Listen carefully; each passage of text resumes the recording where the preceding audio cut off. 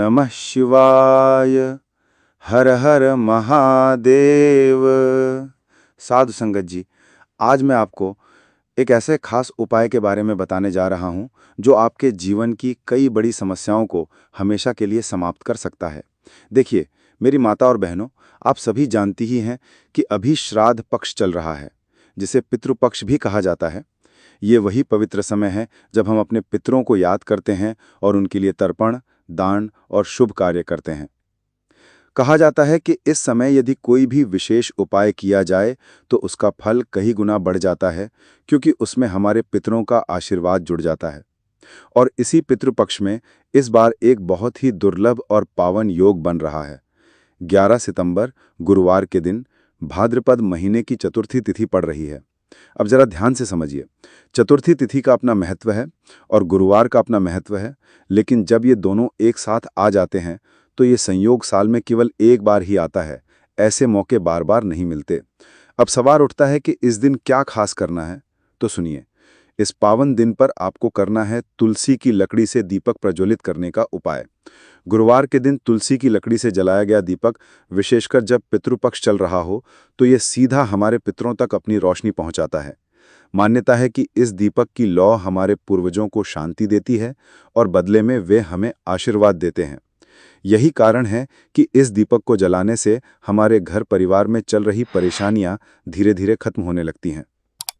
मेरी कई माताएं बहनें ऐसी होंगी जिन्होंने शायद आज तक ये उपाय कभी किया ही नहीं होगा। हो सकता है उन्हें इसके महत्व के बारे में पता ही ना हो। लेकिन मैं आपसे निवेदन करता हूं कि इस बार ये मौका बिल्कुल भी न छोड़ें। ये साल में एक ही बार आता है और यदि आपने इसे कर लिया तो समझ लीजिए आपके जीवन की बड़ी से बड़ी मुश्किलें भी धीरे धीरे दूर होने लगेंगी। और सबसे खास बात, इस उपाय का प्रभाव केवल करने वाले व्यक्ति तक ही सीमित नहीं रहता। यदि घर का कोई एक सदस्य भी तुलसी की लकड़ी से दीपक प्रज्वलित कर देता है तो उसका शुभ फल पूरे परिवार को मिलता है। घर में जो भी समस्याएं चल रही हैं, चाहे धन की दिक्कत हो, स्वास्थ्य की समस्या हो या परिवार में शांति ना हो, सब धीरे धीरे समाप्त होने लगती हैं। तो देखिए साधु संगत जी, ये कोई साधारण उपाय नहीं है। ये दिव्य और चमत्कारी उपाय है। और खासकर जब इसे इस विशेष तिथि पर किया जाए, यानी कि 11 सितंबर गुरुवार के दिन भाद्रपद महीने की चतुर्थी को, तब इसका फल अनगिनत गुना बढ़ जाता है। इसलिए मैं आपसे हाथ जोड़कर प्रार्थना करता हूं, इस अवसर को बिल्कुल भी ना गंवाएं। तुलसी की लकड़ी का दीपक जलाइए और अपने पितरों से आशीर्वाद प्राप्त कीजिए। साधु संगत जी, जैसा कि आप सभी जानते हैं, भाद्रपद मास की चतुर्थी तिथि स्वयं गणपति बाप्पा को समर्पित होती है।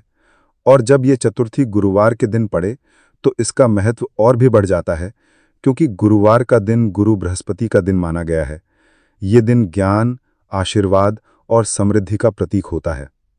अब जरा सोचिए, जब गणपति बाप्पा की चतुर्थी और बृहस्पति का दिन एक साथ मिल जाए और ऊपर से श्राद्ध पक्ष का पावन काल चल रहा हो, तो ये संयोग कितना अद्भुत और दुर्लभ बन जाता है। ऐसे पावन अवसर पर किए गए छोटे से छोटे उपाय भी अद्भुत परिणाम लेकर आते हैं। साधु संगत जी, हमने अपनी कई शिव महापुराण कथाओं में आपको इस उपाय के महत्व के बारे में बताया भी है और समझाया भी है, लेकिन आज मैं इसे फिर से आपके सामने रख रहा हूं, क्योंकि 11 सितंबर का ये दिन साल का सबसे बड़ा और खास दिन है। अगर आपने इस दिन केवल तुलसी की लकड़ी से दीपक प्रज्वलित करने का उपाय कर लिया तो आपको वो फल मिलेगा जिसकी आपने कभी कल्पना भी नहीं की होगी। क्योंकि साधु संगत जी, जो मनोकामनाएं बड़े बड़े यज्ञ, अनुष्ठान और पूजा पाठ से पूरी नहीं होती, वे भी इस दिन तुलसी की लकड़ी से जलाए गए दीपक के प्रकाश से पूरी हो जाती हैं। अब देखिए, हमारी कई माताएं बहनें ऐसी हैं जिन्हें ये तक पता नहीं होता कि उनके जीवन की कठिनाइयों का कारण क्या है। कई बार हम सोचते हैं कि मेहनत तो कर रहे हैं, पूजा पाठ भी कर रहे हैं, लेकिन फिर भी जीवन में अड़चनें क्यों आ रही हैं। सच बात तो यह है कि कभी-कभी इन समस्याओं का कारण हमें दिखाई नहीं देता। ये कारण हमारे पितृदोष हो सकते हैं, घर की नकारात्मक ऊर्जा हो सकती है, या फिर कोई ऐसा अदृश्य कारण जिसे हम समझ ही नहीं पाते। और श्राद्ध पक्ष का ये समय वो अवसर है जब हमारे पितर हमें सबसे निकट महसूस होते हैं। उनके प्रति आदर और श्रद्धा से किए गए अनुष्ठान हमें उनका आशीर्वाद दिलाते हैं। गुरुवार का दिन तो वैसे भी गुरु दिव्यता, शिक्षा और मार्गदर्शन का प्रतीक होता है। अब सोचिए, जब श्राद्ध पक्ष का भाव और गुरुवार की ऊर्जा मिल जाए तो कैसा दुर्लभ समय बनता है। ऐसा समय जब छोटा सा उपाय भी बड़े बड़े बंधनों को तोड़ देता है। तुलसी की लकड़ी का दीपक केवल एक दीपक नहीं है, यह शुद्धता, सुरक्षा और सकारात्मकता का प्रतीक है। जब आप इस दीपक को इस घड़ी में जलाते हैं तो यह नकारात्मक ऊर्जा को दूर करता है, पूर्वजों को शांति देता है और आपके जीवन में रुके हुए अवसरों को फिर से सक्रिय कर देता है। इसलिए मैं आप सबसे निवेदन करता हूं, इस अवसर को हाथ से मत जाने दीजिए। तुलसी की लकड़ी का दीपक अवश्य प्रज्वलित कीजिए। और साधु संगत जी, आगे हम आपको पूरी जानकारी भी देने वाले हैं कि ये उपाय किस प्रकार करना है, कब करना है, किन चीज़ों की आवश्यकता होगी और किस विधि से करना है। इसलिए इस वीडियो को अंत तक ध्यान से सुनना बहुत ज़रूरी है, क्योंकि हम आपको न सिर्फ उपाय बता रहे हैं, बल्कि ये भी बताएंगे कि किस राशि वालों के लिए ये उपाय और भी अधिक फलदायी होगा और कैसे आपके भाग्य में चल रही परेशानियां समाप्त होंगी। तो साधु संगत जी, जुड़े रहिए और अंत तक सुनिए। साधु संगत जी, अब जरा ध्यान से सुनिए। यदि आप अपनी राशि से जुड़ा भाग्य जानना चाहते हैं तो आप अपना नाम और अपनी राशि कमेंट बॉक्स में जरूर लिखें। अगली वीडियो में हम आपको विस्तार से आपकी राशि से जुड़े भाग्य का रहस्य बताएंगे। लेकिन अभी हम उस विशेष उपाय की बात करते हैं जो कल यानी कि श्राद्ध पक्ष की चतुर्थी तिथि पर गुरुवार के दिन किया जाना है। यह दिन इतना शुभ है कि यदि आप इस उपाय को श्रद्धा और विश्वास के साथ करेंगे तो इसका फल आपको तुरंत मिलेगा। अब सवाल उठता है कि ये उपाय कौन कौन कर सकता है। तो सुनिए, मेरी कई माताएं, बहनें और साधक अपनी व्यक्तिगत परेशानियों को दूर करने के लिए इसे कर सकती हैं। यदि आप अपने परिवार, अपने बच्चों या अपने जीवन साथी के लिए ये उपाय करना चाहें तो भी आप कर सकती हैं। यानी ये उपाय सर्वसुलभ और सर्व कल्याणकारी है। अब एक बात और ध्यान देने योग्य है। पिछली वीडियो में जिन माताओं बहनों ने अपनी राशि से जुड़ा भाग्य जानने की इच्छा जाहिर की थी, उनमें से कल की 2 विशेष राशियां थीं। पहली है धनु राशि, क्योंकि ये गुरु द्वारा शासित है और गुरुवार को किया गया उपाय इन्हें विशेष लाभ देगा। दूसरी राशि है मीन राशि। ये राशि परंपरागत रूप से गुरु के प्रभाव में रहती है और इस उपाय से इन्हें मानसिक बल, मार्गदर्शन और आत्मविश्वास मिलेगा। अब देखिए महाराज जी, ये उपाय जिन चीजों से बनता है वे देखने में बिल्कुल सामान्य प्रतीत होती हैं। तुलसी की लकड़ी का दीपक, 11 चावल के दाने और 1 चुटकी हल्दी, इतनी सी वस्तुएं, लेकिन इनकी शक्ति अलौकिक है। जब इन्हें सही विधि से, सच्चे मन और श्रद्धा के साथ शिव मंदिर में अर्पित किया जाता है तो ये उपाय जीवन की उलझनों को सुलझाकर अद्भुत परिणाम देता है। और जैसा कि शास्त्रों में कहा गया है, किसी भी धार्मिक कार्य की शुरुआत बिना गणपति पूजन के अधूरी है। इसलिए सबसे पहले हम विघ्नहर्ता, मंगलकर्ता, प्रथम पूज्य श्री गणेश जी का आह्वान करते हैं। वक्रतुंड महाकाय सूर्य कोटि महाप्रभा निर्विघ्नं कुरु मे देव सर्व कार्येषु सर्व कार्येषु। हे गणेश जी, हमारे जीवन से विघ्नों का नाश करो, सुख शांति और समृद्धि प्रदान करो और आज जो उपाय हम करने जा रहे हैं उसमें कोई भी बाधा ना आने दो। अब आगे बढ़ते हैं और इस उपाय के पहले चरण को विस्तार से समझते हैं। सबसे पहले है तुलसी की लकड़ी का दीपक। शास्त्रों में तुलसी माता को अत्यंत पवित्र माना गया है। तुलसी के बिना कोई भी पूजन पूर्ण नहीं होता। यद्यपि शिवजी को तुलसी पत्र अर्पित नहीं किया जाता, लेकिन तुलसी की लकड़ी से बना दीपक एक विशेष ऊर्जा उत्पन्न करता है। ये दीपक भक्त की मनोकामना पूरी करने वाला माना जाता है। जब ये दीपक प्रज्वलित होता है तो मानो घर में देवी लक्ष्मी की कृपा स्वयं उतर आती है। अब बात करते हैं 11 चावल के दानों के महत्व की।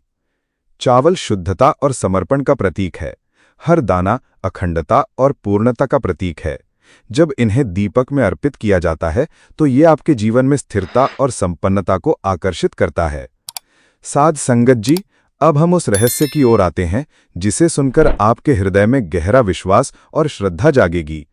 आप सोच रहे होंगे कि केवल 11 चावल, 1 चुटकी हल्दी और तुलसी की लकड़ी का दीपक, ये साधारण सी चीजें जीवन के इतने बड़े संकटों को कैसे दूर कर सकती हैं। तो ध्यान दीजिए, 11 अंक स्वयं में अत्यंत शक्तिशाली है। ये संख्या केवल गणित का अंक नहीं, बल्कि आध्यात्मिक जागृति और एकता का प्रतीक है। जब 11 चावल के दाने भगवान शिव को अर्पित किए जाते हैं तो ये केवल अन्न नहीं, बल्कि हमारी 11 इंद्रियों का समर्पण होता है। और जब इंद्रियां नियंत्रित व शुद्ध होती हैं, तभी साधक के जीवन में सच्ची शांति और सफलता आती है। अब बात करते हैं हल्दी की। एक छोटी सी चुटकी हल्दी, दिखने में साधारण परंतु शक्ति में अद्वितीय।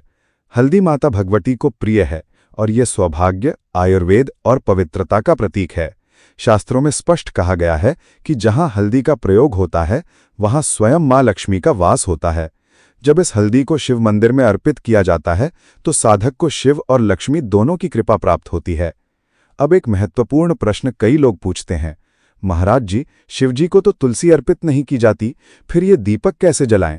तो सुनिए, ये दीपक शिवलिंग पर नहीं चढ़ाना है, इसे आपको शिव मंदिर की चौखट पर रखना है। यहीं पर यह दीपक जलाकर भगवान को स्मरण करना है।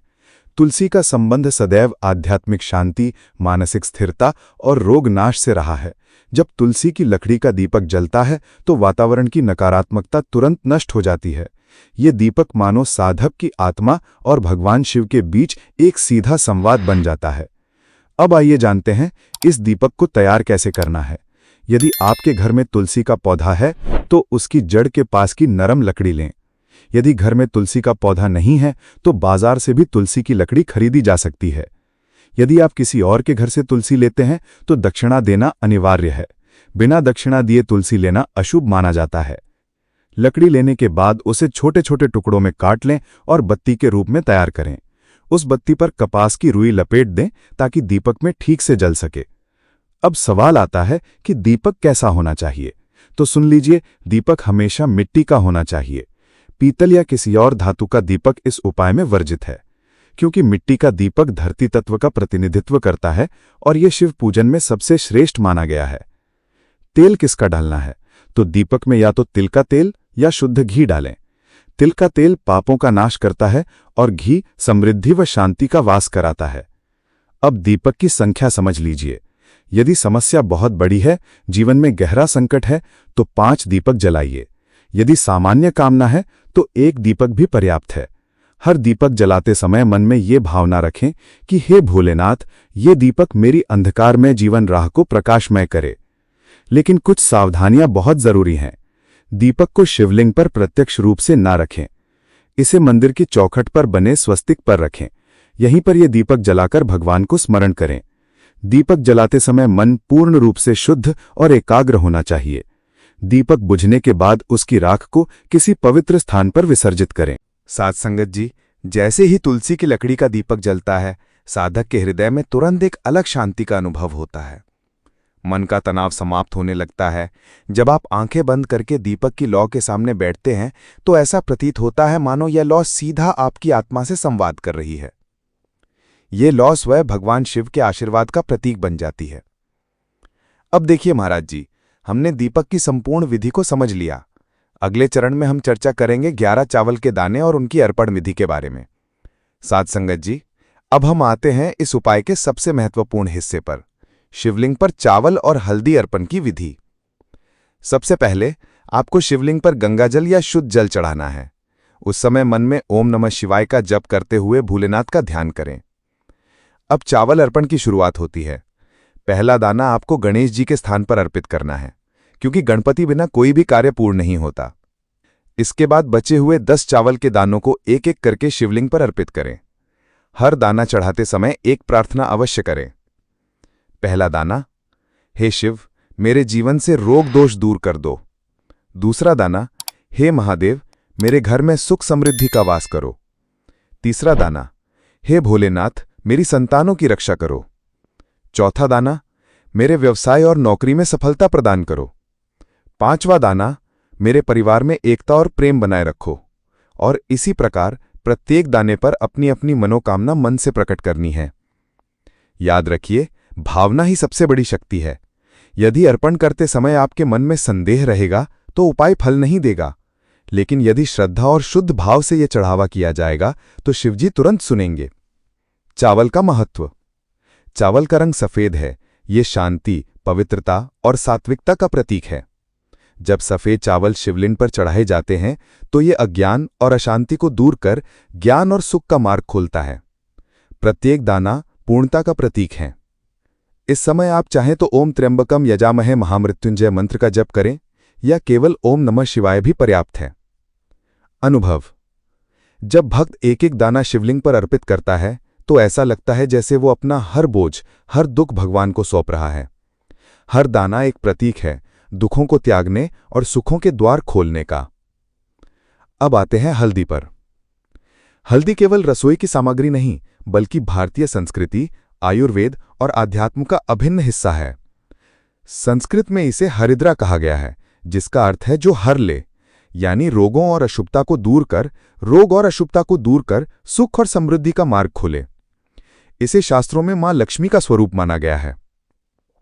जहां हल्दी होती है, वहां समृद्धि, सौभाग्य और सकारात्मक ऊर्जा का वास होता है। इसीलिए शादी ब्याह जैसे हर मंगल कार्य में हल्दी का प्रयोग अनिवार्य है। इसे सर्वरोग नाशिनी कहा गया है।